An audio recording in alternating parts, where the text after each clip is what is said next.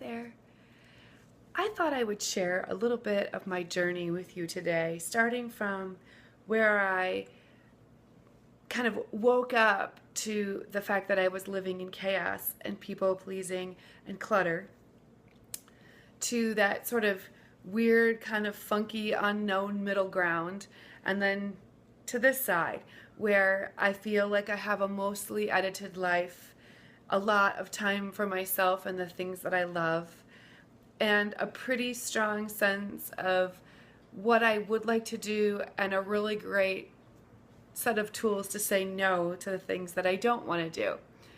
Those things for me are not organic. They did not come with the way I was raised or the way that I was born. Those were things that I learned along the way. It started literally with an appointment. Now, a couple of years ago, it was not uncommon for me to double and triple book myself and think about it on the fly. Those of you who knew me then know you probably sat somewhere waiting for me while I thought about my things on the fly or combined two things at the same time. I had a friend who I had canceled an appointment on the week before at the very last moment, and I woke up the morning of this kind of beginning of my journey, and I realized that I had double booked this appointment with a colleague and a friend again, and I sent her a last minute message and just said, "I'm so sorry, I cannot make it." And she lovingly, compassionately told me the truth. She said, "I wish that you would respect me enough to cancel in advance and to hold our time as valuable as I held it. I set aside this time for you, and now you're leaving me in the lurch, and I forgive you, but please know that I'm more valuable than that." And that conversation stung a little bit, felt good in a little bit, and woke me up a lot. It was that moment in my life where I thought to myself, do I want to keep living this way?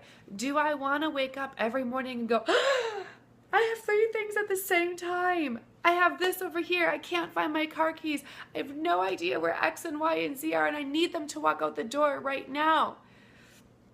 So in those moments, I got really brave. I stepped outside of myself and out of my comfort zone in a lot of ways. None of the things that I have done in the last couple of years came from doing anything comfortable at first or super fun. I remember the moment that I spent 3 hours looking for disc number 3 of my first book that I checked out, my digital book that I checked out, called How to Keep Your Home Organized, and I lost it. And I remember being underneath the couch where there were Cheerios and spilled milk and some toys I hadn't seen in a long time, thinking, oh, and cat hair. And thinking to myself while I was looking under there for an organizational disc, this is the lowest of the lows. I can't get worse than this. I have lost a disc on how to not lose things. And at that moment, it felt pretty messy, pretty yucky. You know, that's going to happen. You're not going to edit your life and not get through some of these moments where you're going to feel really stuck in a room or in a closet. You're not going to edit your calendar and not have to say no to some people and walk away feeling like maybe they don't like you for 5 minutes. That if you're looking for simple, and simple is a big buzzword, right? Simple is the word that we say when we walk through Target buying more stuff to make us happy. Simple is the word we cry about while we're sitting on the bleachers with our overscheduled kids and our overscheduled life, with the cookies that we made for the bake sale at 3 o'clock in the morning sitting beside us. Simple is a great idea, but you're gonna have to do some brave stuff to get to simple. I know. I went from pleasing everybody, making everybody so happy but me, and not knowing where anything was, to over here. And there were some moments in there where I thought, oh, what have I done? There are some times when I took everything out of a drawer and looked at it all and thought, it would have been so much simpler if I would have left it in there. But here's the really cool thing. I learned some amazing, beautiful, brave things about myself while I decided what I was keeping and what I was getting rid of. That's why I think editing is so powerful, because it doesn't matter how much everybody at the PTA loves you and how many people in your life think you have it all together, if when you go home at the end of the day you can't find your car keys or take a flippin' nap if you want to. It doesn't matter how much you can do so many things at once if your life doesn't make you feel fulfilled and give you a little bit of joy.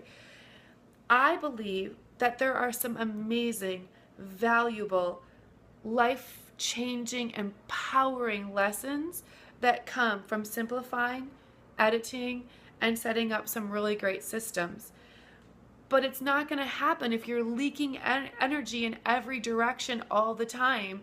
So this journey is really a lot about learning why you have clutter, learning how you can get rid of clutter, learning what's important to you. When you go through a closet, are you going to keep the size 16 jeans that you might fit in next time, or are you going to let them go so that you can be present? Are you keeping things for the future? And some of those things need to be kept for the future. Are you keeping them because you're afraid? Are you keeping them because it's your job to have stuff for everybody all the time? Like if some person out there in the world needs 17 rolls of toilet paper empty, is it your job to fill that request? If it is, keep the toilet paper rolls. But if it's not, let's let some of those activities and items go.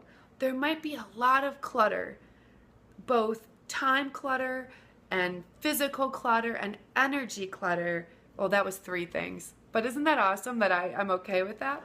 There might be a lot of things keeping you from a life that you could love, that could really bring out the best in you. Now, I did a lot of looking outside of myself for information. I went to friends who I saw could find their car keys and could get to appointments on time and asked them questions. I took a course, I studied, I read a gazillion books, a lot of which didn't resonate with me, but a couple of them really did. I asked a lot of questions. I tried a bunch of things that didn't work, and I used some help. And maybe you can go to the library and that is enough information to inspire you. Maybe you can go on Pinterest and see a bunch of things and that is enough to get you going. Maybe it's walking through a craft store. Maybe you go to the Container Store or to Target and you get a couple of containers and that fires you up. If that does, do those things.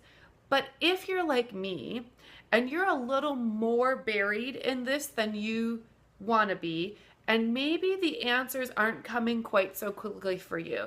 Maybe you want a little bit of a guide or a help or an inspiration or some accountability in order to find your best life, free of clutter.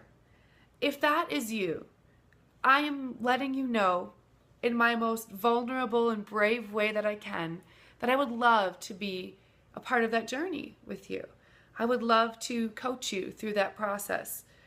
I would love to set up some one-on-one times in which we could set up a vision for the life that you want to lead. Really get clear on that, and then figure out where we are now, and then maybe just make some simple or some big steps or plans or homework so that it's not you going out and buying my organizational book, because my brain doesn't work like your brain doesn't work like someone else's brain. And it's not you buying 15 more storage containers to put crap that you never really wanted anyway in. It's learning about what's important to you. It's hearing yourself. It's learning about the things that you do want on your calendar. If your calendar doesn't read like a story out of someone's life that you want, then let's get rid of some things. I invite you to private message me if you would like more information on my pricing and my availability. I invite you to get really brave. And if it's not me, that's okay. Rock it. Do something. If you aren't thrilled with the way your today looks, do something. Let's inspire each other. You can do this. I'll talk to you later. Bye.